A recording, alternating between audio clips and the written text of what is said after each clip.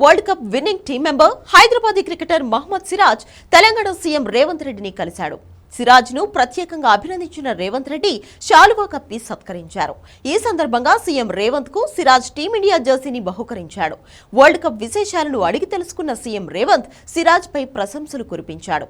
రేవంత్ తో పాటు మంత్రులు కోమటిరెడ్డి, పొంగులేటి శ్రీనివాస్ రెడ్డి కూడా సిరాజ్ ను అభినందించారు. ఈ సందర్భంగా సిరాజ్ కు ఇంటి స్థలం, ప్రభుత్వం తరపున ఉద్యోగం ఇవ్వనున్నట్లు రేవంత్ రెడ్డి ప్రకటించారు.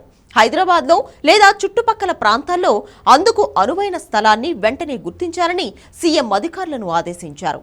సిరాజ్ దేశం గర్వించదగ్గ క్రికెటర్ గా ఎదగడం సంతోషంగా ఉందని, రానున్న రోజుల్లో మరిన్ని విజయాలు అందుకోవాలని సీఎం రేవంత్ ఆకాంక్షించారు. టీ20 world cup winning team member Hyderabadi cricketer Mohammed Siraj Telangana CM Revanth రెడ్డిని కలిశాడు.